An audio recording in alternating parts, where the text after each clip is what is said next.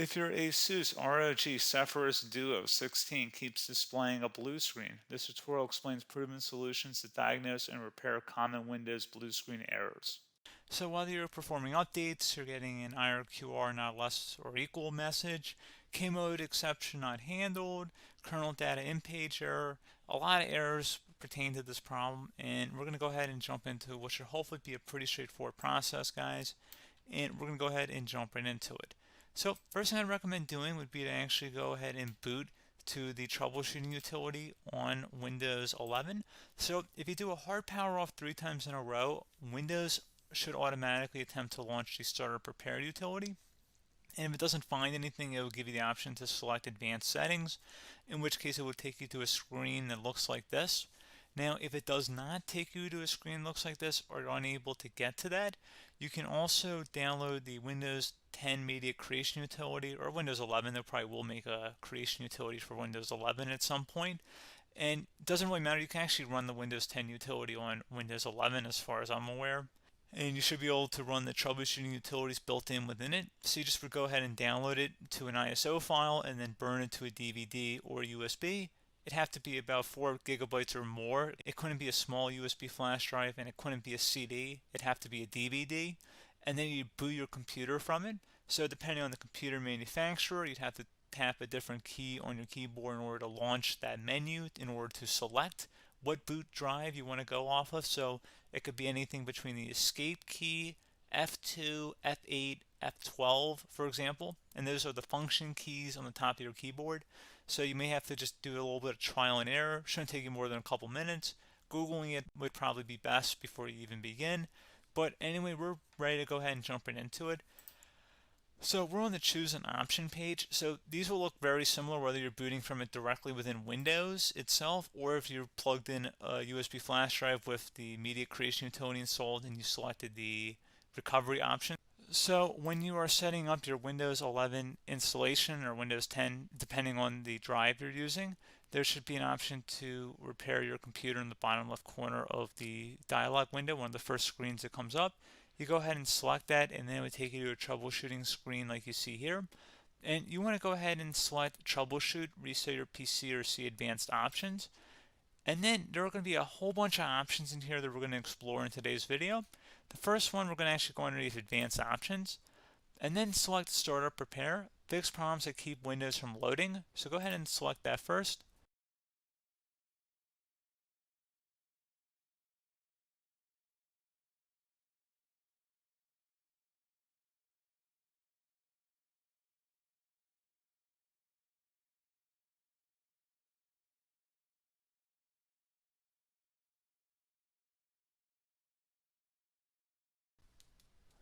Okay, so you can see it could not repair our PC. That was our first option we could try. Something else, if we go back into advanced options here and then select troubleshoot, we're going to go underneath advanced options again. You can go ahead and actually access safe mode by selecting startup settings. And then if you select the restart button, you have the option on the screen select safe mode with networking, which will give you a key on the screen. It'll tell you which key to press to enter that. I believe it's the F7 key. It'll do that for you. I'm not going to go over that in today's tutorial because I don't really want to go into safe mode, but you're more than welcome to attempt that by going into here and then selecting restart. Again, it'll launch another screen. It'll say what key do you want to press, and it'll give you like 7 or 8 different options, and you want to select safe mode with networking. There's also an option for a command prompt too, but that's going to be something we're going to cover later in this video, and we don't even have to go through that in order to access it. So that's why I'm not going to really push for that, because unless you know exactly what's causing the problem, you probably don't need to go into safe mode. Unless you're trying to recover files, in which case then you definitely can go into safe mode, but we're trying to actually recover our computer here. So I hope that makes sense. Something else we can also try here as well would be to uninstall updates, remove recently installed quality or feature updates from Windows. So if you go ahead and select that, you can uninstall the latest quality updates, which generally is the more day-to-day updates. Feature updates are the less regularly released ones, like the big ones.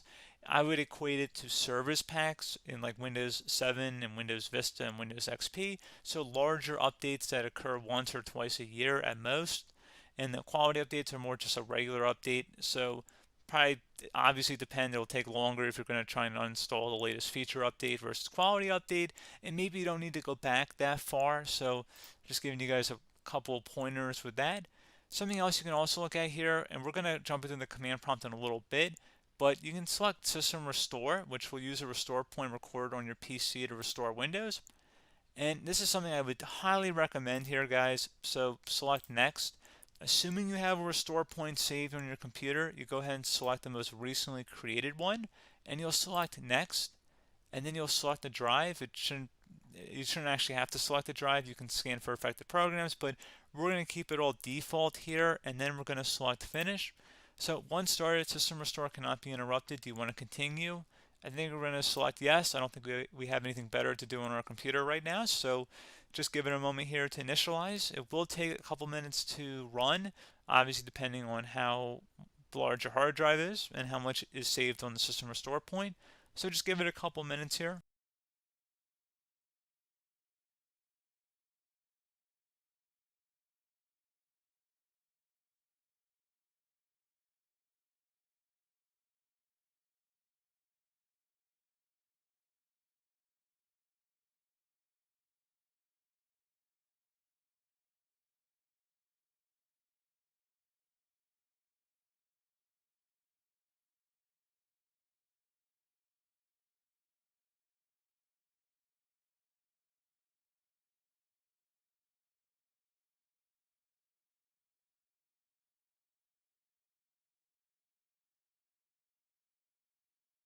Okay, so you can see System Restore completed successfully.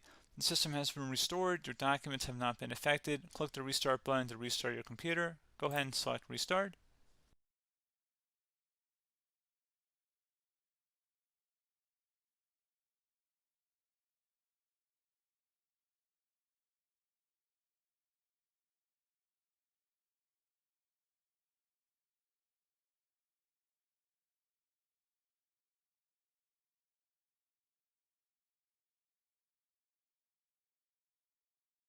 Okay, so you can see the system has been restored successfully. We're going to go over a couple different methods in addition to that if that did not work. So I'm just going to pause the video and we're going to start back on the recovery screen that we started with. Okay, so a couple other things we can try here too. If you go back into Troubleshoot, you can select Reset Your PC, let you choose to keep or remove your personal files and then reinstalls Windows. You can select to keep my files, which will remove apps and settings but keeps your personal files. You can also select Remove Everything, which will remove all of your personal files, apps, and settings. So this is more of a factory reset, the second option here.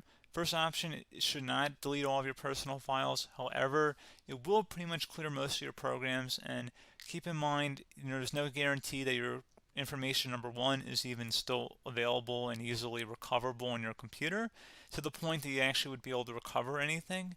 And the second point is that there's always a chance that it won't actually recover and it will just do a factory reset anyway. So there's no guarantee that actually would keep your files anyway. So I would recommend trying to get a recovery tool and backing that up first before selecting it anyway.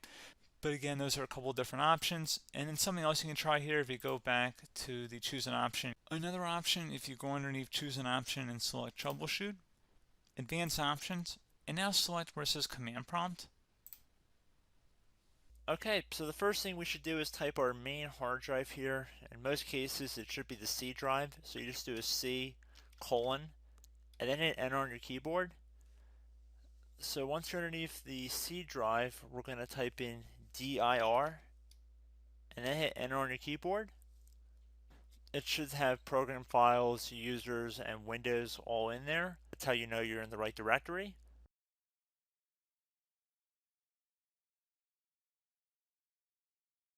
In some cases, it might be the D drive as well, so just keep that in mind.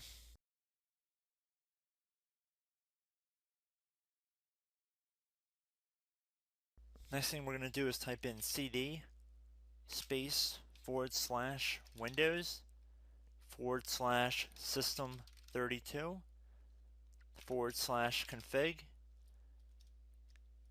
and then you're going to hit enter on your keyboard.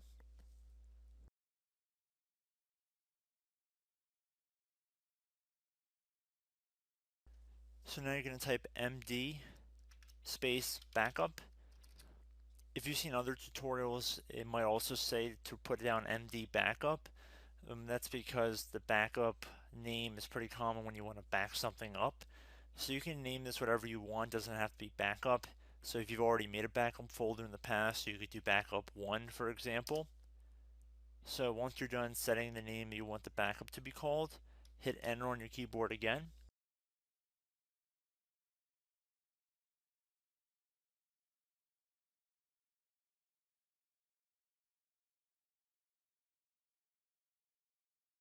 At this point you want to type copy, C-O-P-Y, space, then you want to do the star symbol above the 8 key, then do a period or a dot, whatever you want to call it, then another star sign, and then another space, and then type backup, and then hit enter on your keyboard.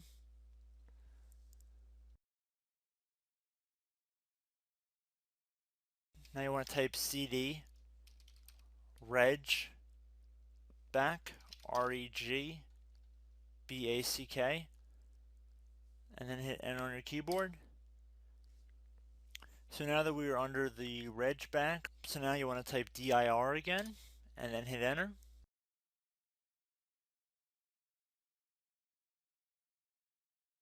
So now at this point we're going to type copy again. So copy, space, star sign, dot, another star sign, space, and then 2 dots. So we're going to type copy, space, star sign, dot, sign, star sign, dot, dot, and then hit enter on your keyboard again. So for overwrite, you want to overwrite all. So type A on your keyboard, so capital A, and then hit enter on your keyboard.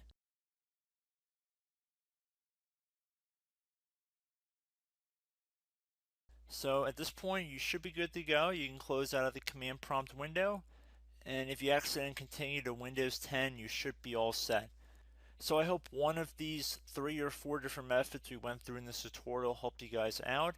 Again, I'm not sure if you guys heard me earlier, but try to go back into your safe mode if possible and uninstall any programs you know might be conflicting with the Windows startup if you can get into safe mode.